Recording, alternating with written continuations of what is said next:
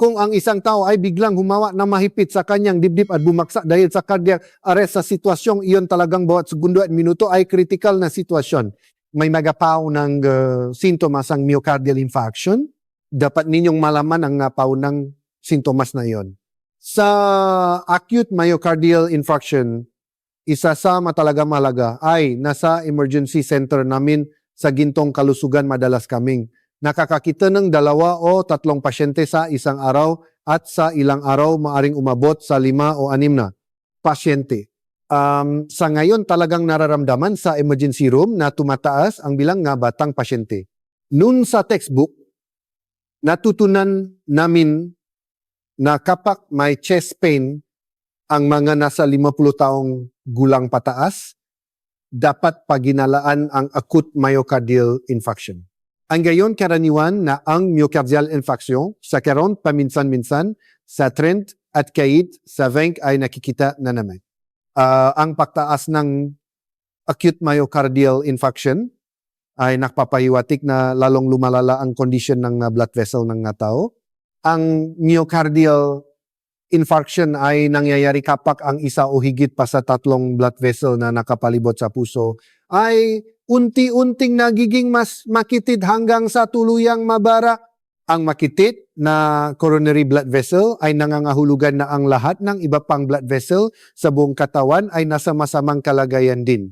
Noon kapag kinuha ang brain, CT o heart CT, tinatawag na calcification o pagkakaroon ng puting deposito sa blood vessel dahil sa taba na naipon ng sobra. Ang ganitong calcification ay karaniwang nakikita lamang sa edad na 65 o 70 taon patas kaya noon ay sinasabi namin na habang tumatanda lalong lumalala ang kondisyon ng blood vessel. Ngayon ang masamang kalagayan ng blood vessel ay bumababa na at kahit sa 50S pa lamang ang blood vessel ay mukhang puting-puti na. Sa ngayon halos lahat ng pasyente ay may ganitong puting blood vessel kaya hindi na namin may paliwanag ng husto sa bawat isa. Napakarami na nito. Ang patuloy na masamang kalagayan ng blood vessel ay dahil sa pagtaas ng bilang ng mga taong may high blood pressure, mataas na triglycerides o mataas na LDL cholesterol na tinatawag na hyperlipidemia kaya patuloy na nawipon ng taba sa blood vessel. Kapag naipon na ito, at biglang nabiya ang plako na mo ang blood clot mula sa binti o sa loop ng puso mismo na tinatawag na thrombus o blood clot debris at ito ay nakabara sa coronary blood vessel. Ang sakit na ito ay may 10 hanggang 30% tsansang ikamatay. Kahit sa panahon ng procedure ay maaring 30% ang mamatay kaya medyo mas malawa ang sinasabi namin dahil lubhang mapanganib ang sakit na ito kung ang isang tao ay biglang humawa ng maipit sa kanyang dibdib at bumaksa dahil sa cardiac arrest sa sitwasyong iyon talagang bawat segundo at minuto ay kritikal na sitwasyon. Pagkatapos ngang 1 minuto, wala nang daloy ng dugo patungo sa utak kaya nagsisimula ang brain damage. Pagkatapos ng 1 minuto, tumataas ang 10% mortality rate kada minuto. Pagkatapos ng 10 minuto kung may makakita at magsisimulang gumawa ng CPR ang brain damage ay hindi na maaaring isabi dahil irreversible na at sapat na ang naganap na pinsala. Kaya kahit gaano kabilis dumating ang 907 responders, abutin pa rin ng 5 hanggang 10 minuto kaya ang taong nakakita sa sitwasyon ay dapat agad na magsagawa ng CPR upang maiwasan ang brain damage para sa aking pamilya, para sa aking mga kasamahan sa trabaho, para sa mga taong malapit. Sa akin kahit hindi ko kilala ang muka, para sa sinumang bumagsak dahil sa heart attack, ito ay isang mahusay na first aid technique na maring gamitin. Isa sa mga talagang mahalaga sa myocardial infarction ay ang golden time. Tinatawag namin itong door to balloon sa acute myocardial infarction. Gumagamit kami ng wrist blood vessel o leg blood vessel at ang pagpasok sa pamamagitan ng leg blood vessel upang buksan ang makitit na blood vessel gamit ang balon ay hanggang sa maximum na 2 oras. Pero dahil may oras ng paghahanda sa emergency room, ang golden time ay hindi 2 oras kundi 1 oras hanggang sa pagdating sa emergency room.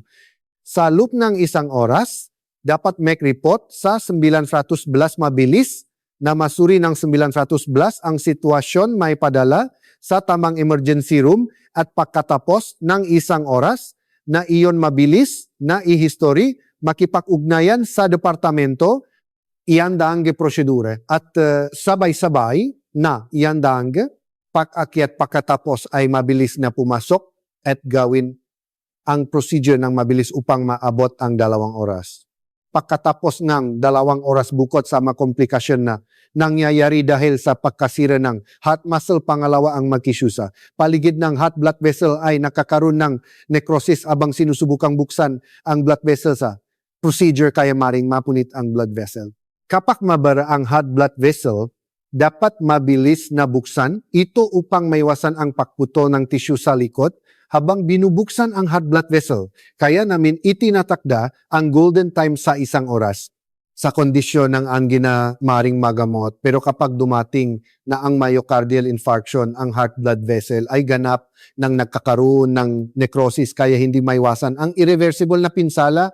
Ang heart angina ay nangyayari kapag ang heart blood vessel ay mas makitit na 50% o higit pa at kapag umaakyat sa hagdan o nag-ehersisyo ang dibdib ay nagiging masakit at masikip.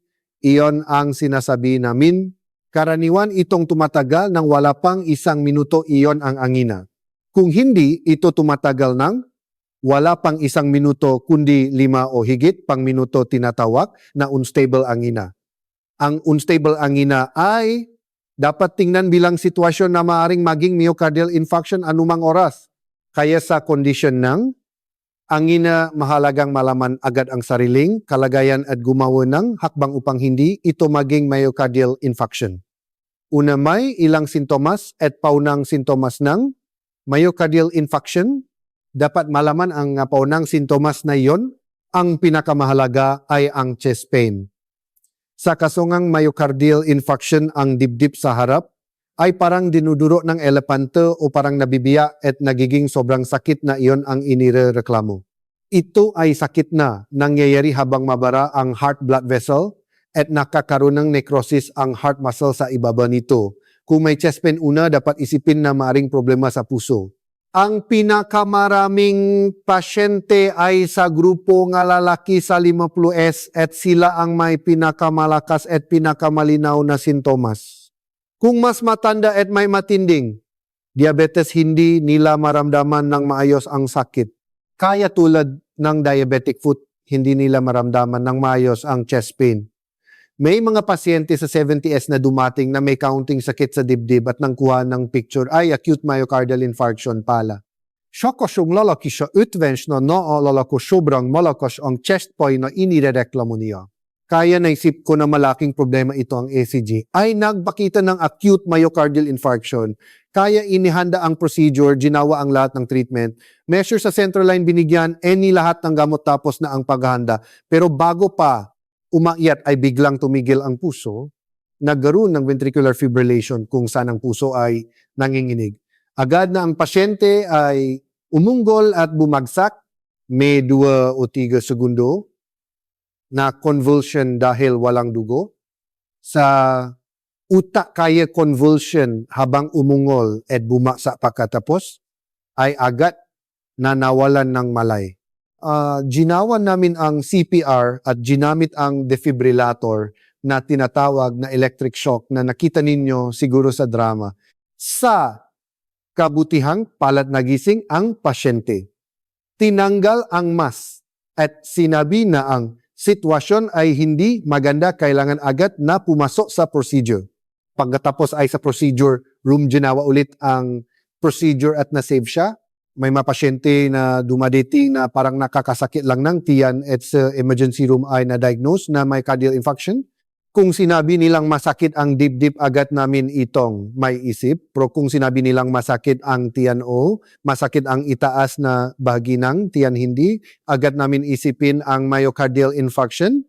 Pero sa emergency room, dahil madalas ang ganitong mapangyayari, routine namin na kinukuha ang ECG, pero kahit papaano ay mailang segundo napakantala sa pagkuha ng ECG. Kaya may mapakakataon na inisip namin na wala palang myocardial infarction batay sa ECG. Ang tinatawag kong high-risk group ay ang mga may high blood pressure, diabetes, hyperlipidemia, o may family history, o may kamag-anak na namatay, o may sakit sa heart blood vessel dahil sa aksidente, o ang mga may masamang eating habit, o lifestyle habit, o naninigarilyo, o uminom ng maraming alak, o based on waist circumference ay 85 centimeters o higit pa. Sa ganitong matao, kung ang itaas na bagi ang tiyan o ang solar plexus area ay parang tinutuso o parang pinipiga, dapat ituring na katulad ng sakit sa dibdib. Kahit parang masakit lang ang tiyan, isipin na parang sakit sa dibdib at tingnan kung maaring problema sa puso. Tinatawag itong radiating pain. May nga taong masakit ang panga o ang kaliwang braso, ang upper arm area. Sa ganitong mga kaso, dahil ang parehong nerve ay na-stimulate at nararamdaman ng sakit, dapat bigyang pansin ang ganitong sintomas din. Isa pa, kapag nangyari ang nerve weakness, ang puso ay hindi makapag-pump ng mayos, kaya nakakaroon ng shortness of breath. Kaya kapag biglang lumala ang shortness of breath, dapat isipin na maaring dahil sa puso. Ang pagkapagod ay maari ding sintomas. Parang walang lakas ng walang dahilan, may counting shortness of breath, may chest pain at parang walang energy. Ito ay maring sintomas na hindi makapag-pump ng mayos ang puso. Isa pa sa mataong dumadating na parang walang energy, lalo na ang mga matatanda, may magakaso na hindi na-diagnose agad ang myocardial infarction sa simula at nakakaligtaan ito. Sa ganitong mga kaso nagkakaroon ng heart failure. Ang heart blood vessel na dati ay makapag-pump ng mayos ay biglang hindi. Na makapag-pump ng mayos sa isang bahagi ng heart wall, kaya hindi. Sapat ang ejection fraction, nagkakaroon ng pulmonary congestion sa baga at sa. Ganitong mga kaso ay maaring dumating bilang shortness of breath o walang energy. Ang leg edema na tinatawag, naming pitting edema. Kung matagalang heart failure state, nagkakaroon ng pulmonary congestion at maring maging generalized edema sa buong katawan. Sa ganitong sitwasyon, ang katawan ay namamaga at ang binti ang unang namamaga at tumataas. Kapag pinindot ang binti, nananatili ang hugis ng daliri. Ito ang tinatawag na pitting edema. Ang pagkakaroon nito ay nangangahulugan na ang fluid ay lumabas na sa labas ng cell tissue. Nangangahulugan na hindi gumagana ang circulation. Nangangahulugan na hindi gumagana ang lymph circulation at venous circulation. Ito ay maaring lumabas bilang complication ng heart failure pagkatapos ng acute myocardial infarction. Isa pa, dahil hindi makapag-pump ng mayos ang heart blood vessel, maaring magkaroon ng anxiety symptoms o madalas na magising sa gabi. Hindi ito simpleng anxiety disorder o panic disorder, kundi maaring sintomas pagkatapos ng myocardial infarction. Kung parang irregular ang tibok ng puso o may arrhythmia symptoms, dapat kumuha ng ECG upang tingnan ang kaugnayan sa psychological causes. Kaya kung 2 o 3 sintomas o higit pa ang lumilitaw, dapat isipin na baka ako ay may myocardial infarction na. Ang huling bagay na gusto kong sabihin ay ito: mangyaring umalis sa upuan, tumayo at gumalaw. Dahil may elevator, escalator at sasakyan, para sa pagpasok at pag-uwi talaga ang bumababa ang oportunidad na gumalaw gamit ang mga paa. Kahit papano, ang taong sumasakay sa tren para pumunta sa trabaho ay may napakaraming hagdan sa subway station. Kahit hindi sumakay sa escalator at maglakat lamang pataas at pababa sa hagdan, sapat na iyon upang makakuha ng sapat na exercise. Kung hindi sumasakay sa tren kundi sa sasakyan, dapat gamitin ang hagdan sa opisina. Kaya sa opisina, huwag sumakay sa elevator kapag papasok, at kung masyadong abala sa umaga, kahit sa pag-uwi ay gamitin ang hagdan para umakyat at bumaba ng isang beses, o kaya bago o pagkatapos kumain ay umakyat at bumaba sa hagdan. Huwag agad na umupo sa desk pagkatapos kumain. Nagiging blood sugar peak at agad na nakakaroon ng post-meal drowsiness. Para maiwasan iyon, uminom ng kape. Huwag gawin iyon sa halip lumabas sa mainit na sikat ng araw at maglakat habang gumagawa ng vitamin D. Sa aking kaso, ginagamit ko ang paraang ito: umakyat sa hagdan patungo sa rooftop, maglakat ng isang ikot at bumaba ulit. Dapat gawin ang ganitong paraan upang lumikha ng oportunidad na gumalaw sa habimaring mak-organisa ang grupo para makyoking. Maganda rin iyon pro sa araw. Ang pag-akyat sa rooftop at pagtanggap ng sikat ng araw ay napakaganda para sa paggawa ng vitamin D, kaya mahalaga ito. Kaya naman mangyaring gawin natin ito kung ang isang tao ay biglang humawak ng mahigpit sa kanyang dibdib at bumaksak dahil sa cardiac arrest sa sitwasyong iyon talagang bawat segundo at minuto ay critical na sitwasyon. May ngapaw ng sintomas ang myocardial infarction. Dapat ninyong malaman ang ngapaw ng sintomas na iyon. Sa acute myocardial infarction, isa sa matalagang mahalaga ay nasa emergency center namin sa Gintong. Kalusugan madalas kaming nakakakita ng 2 o 3 pasyente sa isang araw at sa ilang araw maaring umabot sa 5 o 6 na pasyente. Sa ngayon talagang nararamdaman sa emergency room na tumataas ang bilang ng batang pasyente. Nun sa textbook natutunan namin na kapag may chest pain, ang nasa 50 taong gulang pataas, dapat paginalaan ang acute myocardial infarction. And gayon karaniwan na ang myocardial infarction sa 40 paminsan-minsan, sa 30 at kahit sa 20 nakikita na namin. Ang pagtaas ng acute myocardial infarction ay nagpapahiwatig na lalong lumalala ang kondisyon ng blood vessel ng tao. Ang myocardial infarction ay nangyayari kapag ang isa o higit pa sa 3 blood vessel na nakapalibot sa puso ay unti-unting nagiging mas makitid hanggang sa tuluyang mabara. Ang makitid na coronary blood vessel ay nangangahulugan na ang lahat ng iba pang blood vessel sa buong katawan ay nasa masamang kalagayan din. Noon kapag kinuha ang brain CT o heart CT, tinatawag na calcification o pagkakaroon ng puting deposito sa blood vessel dahil sa taba na naipon ng sobra. Ang ganitong calcification ay karaniwang nakikita lamang sa edad na 65 o 70 taon pataas. Kaya noon ay sinasabi namin na habang tumatanda lalong lumalala ang kondisyon ng blood vessel.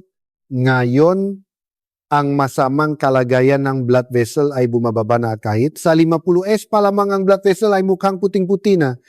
Sa ngayon, halos lahat ng pasyente ay may ganitong puting blood vessel kaya hindi na namin may paliwanag ng husto sa bawat isa.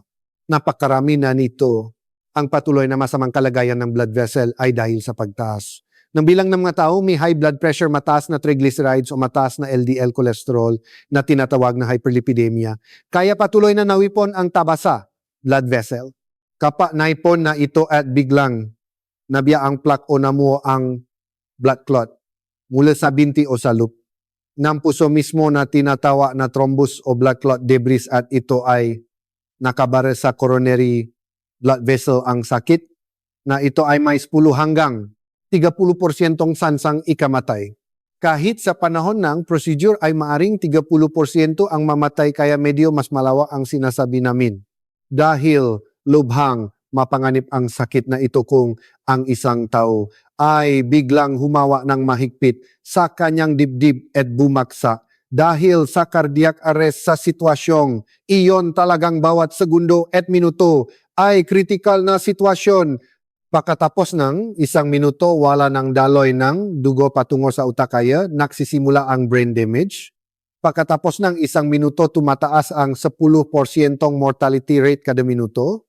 Pagkatapos ng 10 minuto kung may makakita at magsisimulang gumawa ng CPR, ang brain damage ay hindi na maaaring isave dahil irreversible na at sapat na ang naganap na pinsala. Kaya kahit gaano kabilis dumating ang 911 responders, aabutin pa rin ng 5 hanggang 10 minuto. Kaya ang taong nakakita sa sitwasyon ay dapat agad na magsagawa ng CPR upang maiwasan ang brain damage. Para sa aking pamilya, para sa aking mga kasamahan sa trabaho, para sa mga taong malapit sa akin kahit hindi ko kilala ang mukha, para sa sinumang bumagsak dahil sa heart attack, ito ay isang mahusay na first aid technique na maaring gamitin. Isa sa mga talagang mahalaga sa myocardial infarction ay ang golden time. Tinatawag namin itong door to balloon sa acute myocardial infarction. Gumagamit kami ng wrist blood vessel o leg blood vessel. At ang pagpasok sa pamamagitan ng leg blood vessel upang buksan ang makitid na blood vessel gamit ang balloon ay hanggang sa maximum na 2 oras. Pero dahil may oras ng paghahanda sa emergency room, ang golden time ay hindi 2 oras kundi 1 oras hanggang sa pagdating sa emergency room. Sa loop ng 1 oras, dapat mag-report sa 911.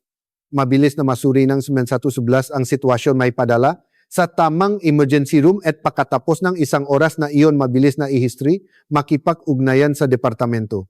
Iyan ang prosedur at sabay-sabay. Na yan ang pag-akyat pagkatapos ay mabilis na pumasok at gawin ang procedure ng mabilis upang maabot ang 2 oras.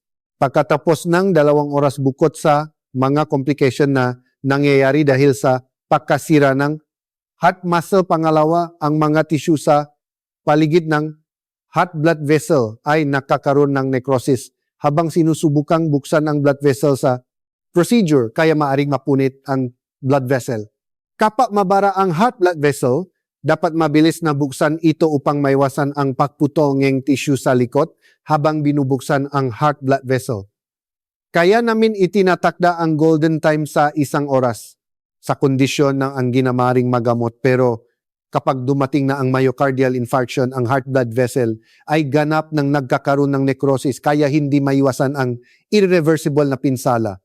Ang heart angina ay nangyayari kapag ang heart blood vessel ay mas makitit na 50% o higit pa at kapag umaakyat sa hagdan o nag-ehersisyo ang dibdib ay nagiging masakit at masikip. Iyon ang sinasabi namin.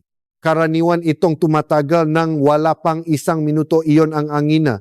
Kung hindi ito tumatagal ng wala pang 1 minuto, kundi 5 o higit pang minuto, tinatawag na unstable angina. Ang unstable angina ay dapat tingnan bilang sitwasyon na maaring maging myocardial infarction anumang oras. Kaya sa kondisyon ng angina, mahalagang malaman agad ang sariling kalagayan at gumawa ng hakbang upang hindi ito maging myocardial infarction. Una, may ilang sintomas at paunang sintomas ng myocardial infarction. Dapat malaman ang paunang sintomas na iyon. Ang pinakamahalaga ay ang chest pain. Sa kaso nga myocardial infarction, ang dibdib sa harap ay parang dinudurok ng elepante o parang nabibiyak at nagiging sobrang sakit na iyon ang inirereklamo. Ito ay sakit na nangyayari habang mabara ang heart blood vessel at nakakaroon ng necrosis ang heart muscle sa ibaba nito. Kung may chest pain, una, dapat isipin na maaring problema sa puso. Ang pinakamaraming pasyente ay sa grupo ng lalaki sa 50 at sila ang may pinakamalakas at pinakamalinaw na sintomas. Kung mas matanda at may matinding diabetes, hindi nila maramdaman ng maayos ang sakit. Kaya tulad ng diabetic foot, hindi nila maramdaman ng maayos ang chest pain. May mga pasyente sa 70s na dumating na may konting sakit sa dibdib at nang kuhan ng picture ay akute myocardial infarction pala. Sokas yung lalaki siya, utvens na lalaki sobrang malakas ang chest pain na inireklamo niya. Kaya naisip ko na malaking problema ito ang ECG ay nagbakita ng acute myocardial infarction. Kaya nihanda ang procedure, ginawang lahat ng treatment measure sa central line, binigyan ng lahat ng gamot tapos na ang paghahanda. Pero bago pa umakyat ay biglang tumigil ang puso. Nagkaroon ng ventricular fibrillation kung saan ang puso ay nanginginig. Agad na ang pasyente ay umunggol at bumagsak. May 2 o 3 segundo na convulsion dahil walang dugo sa utak, kaya convulsion habang umungol at bumaksak. Pagkatapos ay agad na nawalan ng malay, ginawa namin ang CPR at ginamit ang defibrillator na tinatawag na electric shock na nakita ninyo siguro sa drama. Sa kabutihang palat nagising ang pasyente. Tinanggal ang mask at sinabi na ang sitwasyon ay hindi maganda, kailangan agad na pumasok sa procedure. Pagkatapos ay sa procedure room, ginawa ulit ang procedure at nasabi siya. May mga pasyente na dumadating na parang nakakasakit lang ng tiyan at sa emergency room ay na-diagnose na myocardial infarction. Kung sinabi nilang masakit ang dibdib, agad namin itong may isip. Pero kung sinabi nilang masakit ang tiyan o masakit ang itaas na bahagi ng tiyan, hindi, agad namin iisipin ang myocardial infarction. Pero sa emergency room, dahil madalas ang ganitong pangyari, routine namin na kinukuha ang ECG, pero kahit papaano ay may ilang segundo na pagkaantala sa pagkuha ng ECG, kaya may mga pagkakataon na iniisip namin na wala palang myocardial infarction bate sa ECG. Ang tinatawag kong high risk group ay ang mga may high blood pressure, diabetes, hyperlipidemia o may family history o may kamag-anak na namatay o may sakit sa heart blood vessel dahil sa aksidente o ang mga may masamang eating habit o lifestyle habit o naninigarilyo o umiinom ng maraming alak o obese o ang waist circumference ay 85 centimeters o higit pa. Sa ganitong matao kung ang itaas na bahagi ng tiyan o ang solar plexus area ay parang tinutusok o parang pinipiga, dapat ituring na katulad ng sakit sa dibdib. Kahit parang masakit lang ang tiyan, isipin na parang sakit sa dibdib at tingnan kung maaring problema sa puso. Tinatawag itong radiating pain. May mataong masakit ang panga o ang kaliwang braso, ang upper arm area. Sa ganitong mga kaso dahil ang parehong nerve ay na-stimulate at nararamdaman ang sakit, dapat bigyang pansin ang ganitong sintomas din. Isa pa kapag nangyari ang nerve weakness ang puso, ay hindi makapag-pump ng mayos kaya nagkakaroon ng shortness of breath. Kaya kapag biglang lumala ang shortness of breath, dapat isipin na maaring dahil sa puso. Ang pagkapagod ay maari ding sintomas. Parang walang lakas, nang walang dahilan, may counting shortness of breath, may chest pain at parang walang energy. Ito ay maring sintomas na hindi makapag-pump ng mayos ang puso. Isa pa sa mga taong dumadating na parang walang energy, lalo na ang mamata, tanda may makaso na hindi na-diagnose agad ang myocardial infarction sa simula at nakakaligtaan ito. Sa ganitong mga kaso, nagkakaroon ng heart failure. Ang heart blood vessel na dati ay makapag-pump ng mayos ay biglang hindi na makapag-pump ng mayos sa isang bahagi ng heart wall, kaya hindi sapat ang ejection fraction, nakakaroon ng pulmonary congestion sa baga at sa ganitong mga kaso ay maring dumating bilang shortness of breath o walang energy. Ang leg edema na tinatawag, naming pitting edema, kung matagal ang heart failure, state nagkakaroon ng pulmonary congestion at maaring maging generalized edema sa buong katawan. Sa ganitong sitwasyon, ang katawan ay namamaga at ang binti ang unang namamaga at tumataas. Kapag pinindot ang binti, nananatili ang hugis ng daliri. Ito ang tinatawag na pitting edema. Ang pagkakaroon nito ay nanggangahulugan na ang fluid ay lumabas na sa labas ng cell tissue, nanggangahulugan na hindi gumagana ang circulation. Nanggangahulugan na hindi gumagana ang lymph circulation at venous circulation. Ito ay maring lumabas bilang complication ng heart failure pagkatapos ng acute myocardial infarction. Isa pa dahil hindi makapag-pump ng mayos ang heart blood vessel, maring magkaroon ng anxiety, symptoms o madalas na magising sa gabi. Hindi ito simpleng anxiety disorder o panic disorder, kundi maaring sintomas pagkatapos ng myocardial infarction. Kung parang irregular ang tibok ng puso o may arrhythmia symptoms, dapat kumuha ng ECG upang tingnan ang kaugnayan sa psychological causes. Kaya kung 2 o 3 sintomas o higit pa ang lumilitaw, dapat isipin na baka ako ay may myocardial infarction na. Ang huling bagay na gusto kong sabihin ay ito: mangyaring umalis sa upuan, tumayo at gumalaw. Dahil may elevator, escalator at sasakyan para sa pagpasok at pag-uwi, talagang bumababa ang oportunidad na gumalaw gamit ang mga paa. Kahit papano, ang taong sumasakay sa tren para pumunta sa trabaho ay may napakaraming hakdan sa subway station. Kahit hindi sumakay sa eskalator at maglakat lamang pataas at pababa sa hagdan, sapat na iyon upang makakuha ng sapat na exercise. Kung hindi sumasakay sa tren kundi sa sasakyan, dapat gamitin ang hagdan sa opisina. Kaya sa opisina, huwag sumakay sa elevator kapag papasok at kung masyadong abala sa umaga, kahit sa pag-uwi ay gamitin ang hagdan para umakyat at bumaba ng isang beses. O kaya bago o pagkatapos kumain ay umakyat at bumaba sa hagdan. Huwag agad na umupo sa desk pagkatapos kumain. Nagiging blood sugar peak at agad na nakakaroon ng post-meal drowsiness. Para maiwasan iyon, umiinom ng kape. Huwag gawin iyon. Sa halip, lumabas sa mainit na sikit ng araw at maglakad habang gumagawa ng vitamin D. Sa aking kaso, ginagamit ko ang paraang ito: umakyat sa hagdan patungo sa rooftop, maglakad ng isang ikot at bumaba ulit. Dapat gawin ang ganitong paraan upang lumikha ng oportunidad na gumalaw.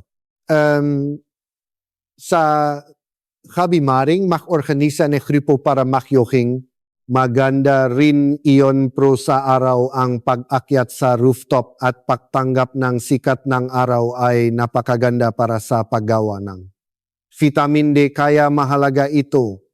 Kaya naman mangyaring gawin natin ito.